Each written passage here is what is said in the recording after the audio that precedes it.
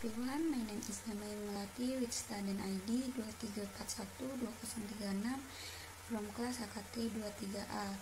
In this session, I will be presenting a learning material that is both interesting and important for you to understand together. Here is the explanation. Badan usaha adalah kesatuan yuridis dan ekonomis yang bertujuan untuk memperoleh keuntungan melalui kegiatan produksi, distribusi, maupun jasa.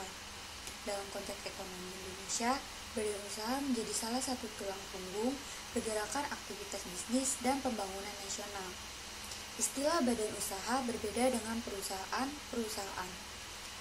Perusahaan adalah tempat kegiatan produksi dilakukan, sedangkan badan usaha merupakan lembaga atau wadah hukum yang memiliki tanggung jawab atas kegiatan tersebut. Keberadaan badan usaha tidak hanya ditujukan untuk mencari keuntungan pribadi, tetapi juga memberikan manfaat sosial dan ekonomi bagi masyarakat, seperti menciptakan lapangan kerja, meningkatkan penerimaan pajak, serta memperkuat daya saing ekonomi nasional. Oleh karena itu, pemahaman tentang badan usaha menjadi penting bagi mahasiswa ekonomi, akuntansi, dan manajemen bisnis.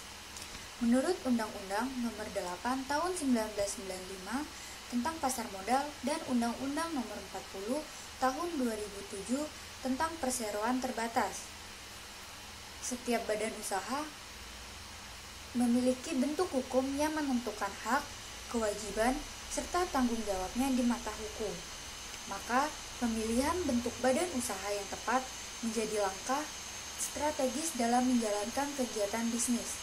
Dengan memahami konsep dasar badan usaha, kami mahasiswa diharapkan mampu menganalisis perbedaan karakteristik antara badan usaha, memahami kelebihan dan kekurangannya, serta menghubungkannya dengan keputusan strategis dalam dunia bisnis.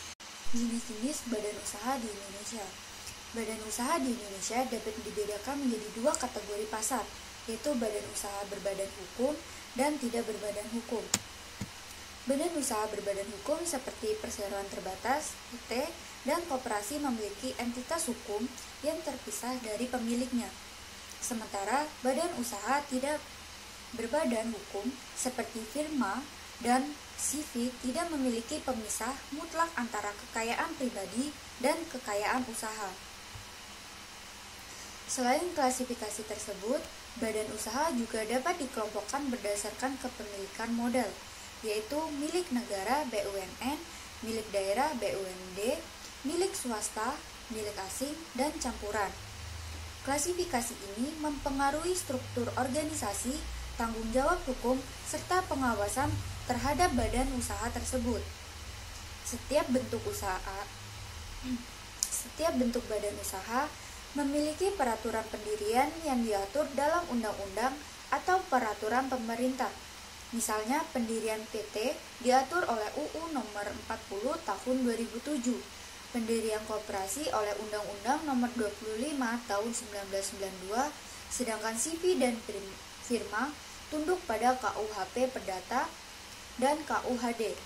Dengan memahami jenis-jenis badan usaha, pelaku bisnis dapat menentukan struktur usaha yang paling sesuai dengan kebutuhan modal, tanggung jawab hukum, serta risiko yang dapat ditanggung. BUMN adalah badan usaha yang seluruh atau sebagian besar modalnya dimiliki oleh negara. Melalui penyertaan langsung dari kekayaan negara yang dipisahkan, berdasarkan Undang-Undang Nomor 19 Tahun 2003 tentang BUMN, tujuan utama pendirian BUMN adalah memberikan kontribusi bagi perekonomian nasional dan memberikan manfaat umum berupa penyediaan barang dan jasa yang bermutu tinggi. Terdapat dua bentuk BUMN di Indonesia, yaitu perusahaan perseroan dan perusahaan umum. Persero berorientasi pada keuntungan, yaitu profit sampai oriented, dengan saham sebagian atau seluruhnya itu dimiliki pemerintah. Sementara Perum lebih berorientasi pada pelayanan publik seperti service sampai oriented. BUMN sendiri memiliki peran strategis dalam sektor-sektor vital seperti energi, telekomunikasi, transportasi, dan keuangan. Contohnya adalah PT Pertamina Persero, PT PLN Persero, dan Perum Bulog. Selain fungsi ekonomi, BUMN juga berfungsi sosial dalam menjaga stabilitas harga dan ketahanan nasional. Melalui program privatisasi dan restrukturisasi, pemerintah berupaya meningkatkan efisiensi dan daya saing BUMN agar mampu bersaing dengan perusahaan swasta di pasar global. Badan usaha milik swasta yaitu BUMS merupakan badan usaha yang seluruh modalnya dimiliki oleh pihak swasta, baik individu maupun kelompok. Tujuan utama dari BUMS adalah memperoleh laba setinggi-tingginya melalui kegiatan ekonomi yang legal. BUMS memainkan peran penting dalam menggerakkan ekonomi nasional, terutama di sektor-sektor yang tidak menjadi prioritas BUMN. BUMS sendiri dapat berbentuk usaha perseorangan, firma, CV, PT, atau koperasi swasta. Setiap bentuk memiliki tingkat tanggung jawab hukum yang berbeda, tergantung dari status badan hukumnya. Contohnya itu, pemilik usaha perseorangan bertanggung jawab penuh atas utang-utang perusahaannya, sedangkan pada PT, tanggung jawab pemilik terbatas pada modal yang disetorkan. Peran BUMS juga mencakup inovasi produk, penyerapan tenaga kerja, serta peningkatan pendapatan negara melalui pajak. Banyak perusahaan besar di Indonesia seperti PT Indofood, Sukses Makmur Tbk, dan PT Unilever Indonesia Tbk yang berstatus BUMS. Dalam konteks globalisasi, BUMS diharapkan mampu meningkatkan daya saing dengan mengedepankan efisiensi, kreativitas, serta tanggung jawab sosial perusahaan yaitu CSR. Firma adalah badan usaha yang didirikan oleh dua orang atau lebih yang menjalankan usaha secara bersama dengan menggunakan satu nama. Menurut Kitab Undang-Undang Hukum Dagang, setiap anggota firma bertanggung jawab secara tanggung renteng, artinya setiap sekutu bertanggung jawab penuh atas seluruh utang perusahaan, baik yang dibuat oleh dirinya sendiri maupun oleh sekutunya. Kelebihan firma adalah adanya kepercayaan dan kerjasama yang erat antara para anggota, serta kemudahan dalam pembentukan dan pengelolaan usaha. Namun, kelemahannya adalah risiko hukum yang besar karena tidak ada pemisah kekayaan pribadi dan kekayaan usaha. Firma biasanya banyak digunakan untuk usaha jasa profesional seperti konsultan hukum, akuntansi, dan arsitektur, di mana hubungan kepercayaan antar mitra sangat penting. Dalam praktiknya, firma dapat berupa bentuk menjadi badan hukum seperti PT jika usahanya berkembang besar. Oleh karena itu, pemahaman tentang struktur tanggung jawab dalam firma menjadi penting sebelum memutuskan bentuk usaha ini. CV atau Persekutuan Komanditer merupakan bentuk badan usaha yang terdiri atas dua jenis sekutu, yaitu sekutu aktif dan sekutu pasif. Sekutu aktif menjalankan kegiatan operasional dan bertanggung jawab penuh terhadap utang perusahaan, sedangkan sekutu pasif hanya menyetor modal dan tanggung jawabnya terbatas pada modal yang disetor. CV merupakan bentuk transisi antara firma dan perseroan terbatas. Bentuk ini banyak digunakan oleh pengusaha menengah yang membutuhkan tambahan modal tanpa kehilangan kendali penuh atas usaha. CV tidak memiliki kepribadian hukum terpisah, sehingga masih ada risiko hukum bagi sekutu aktif. Pendirian CV diatur dalam KUHD dan cukup sederhana dibandingkan PT. Namun, untuk pengembangan bisnis yang besar, CV sering beralih menjadi PT agar memiliki status badan hukum yang kuat. Dengan karakteristik yang fleksibel dan mudah dibentuk, CV tetap menjadi pilihan populer di kalangan pelaku usaha kecil dan menengah di Indonesia. Perseroan terbatas atau yang sering dikenal dengan PT adalah badan usaha berbadan hukum yang didirikan berdasarkan perjanjian, memiliki modal dasar terbagi dalam saham, dan bertujuan untuk memperoleh keuntungan.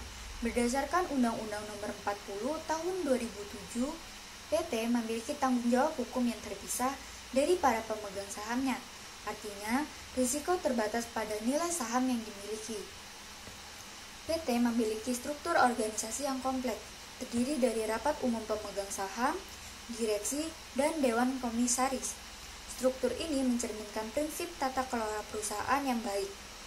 Kelebihan PT antara lain yaitu kemudahan dalam pengalihan saham, kelangsungan usaha yang stabil, serta akses modal yang sangat luas melalui pasar modal. Namun kekurangannya adalah biaya pendirian dan administrasi yang relatif tinggi serta pengawasan ketat dari pemerintah dan pemegang saham. Dalam praktik bisnis modern, PT menjadi bentuk usaha yang paling banyak digunakan karena fleksibilitas dan perlindungan hukumnya yang kuat. Koperasi merupakan badan usaha yang beranggotakan orang-orang atau badan hukum, koperasi yang berlandaskan prinsip kerjasama, demokrasi, dan keadilan. Berdasarkan Undang-Undang Nomor 25 Tahun 1992 tentang Perkoperasian, koperasi bertujuan meningkatkan kesejahteraan anggotanya sekaligus masyarakat umum. Koperasi berbeda dari badan usaha lain karena orientasinya bukan pada keuntungan sebesar-besarnya, melainkan pada pelayanan terhadap kebutuhan ekonomi anggota. Setiap anggota memiliki hak suara yang sama, tanpa memperhitungkan jumlah modal yang dimiliki. Koperasi sendiri memiliki berbagai bentuk seperti koperasi simpan pinjam, koperasi konsumsi, koperasi produksi, dan koperasi jasa. Keberadaan koperasi sangat penting dalam menggerakkan ekonomi kerakyatan di Indonesia, terutama di sektor pertanian dan UMKM. Melalui penguatan manajemen dan digitalisasi, koperasi diharapkan mampu beradaptasi dengan perkembangan ekonomi modern tanpa kehilangan nilai-nilai kebersamaan dan gotong royong. Badan usaha campuran merupakan badan usaha yang kepemilikan modalnya berasal dari gabungan pihak domestik dan asing. Contohnya adalah perusahaan joint venture antara investor Indonesia dan investor luar negeri. Bentuk ini diatur dalam Undang-Undang Nomor 25 Tahun 2007 tentang penanaman modal. Nah, tujuan pembentukan badan usaha campuran adalah untuk memperluas jaringan bisnis, meningkatkan transfer teknologi, serta memperkuat daya asing di pasar internasional. Nah, pemerintah memberikan izin usaha kepada investor asing melalui BKPM, yaitu Badan Koordinasi Penanaman Modal, dengan syarat tertentu. Nah, badan usaha asing juga dapat beroperasi di Indonesia dengan mendirikan perwakilan atau kantor cabang sesuai regulasi yang berlaku. Namun, mereka wajib mematuhi ketentuan hukum nasional dan perpajakan Indonesia. Dengan pengawasan dan kerjasama yang baik, kehadiran badan usaha campuran diharapkan dapat membawa dampak positif terhadap pertumbuhan ekonomi nasional. Pemahaman tentang berbagai bentuk badan usaha sangat penting bagi mahasiswa ekonomi dan bisnis. Setiap badan usaha memiliki karakteristik, struktur tanggung jawab, dan tujuan yang berbeda. Sehingga pemilihan bentuk usaha harus mempertimbangkan aspek hukum serta risiko bisnis. Badan usaha bukan hanya wadah untuk mencari keuntungan, tetapi juga instrumen penting dalam menciptakan nilai tambah bagi masyarakat. Melalui pengelolaan yang baik dan kepatuhan terhadap peraturan hukum, badan usaha dapat mendukung terciptanya perekonomian yang sehat dan berkelanjutan. Kami mahasiswa diharapkan mampu mengaitkan teori badan usaha dengan praktik di lapangan, seperti menganalisis laporan keuangan, struktur organisasi, dan kebijakan perusahaan. Dengan demikian, materi ini tidak hanya memberikan wawasan akademik, tetapi juga bekal praktis untuk memahami dunia bisnis yang sesungguhnya. Thank you for watching this learning video until the end. See you again in the next session.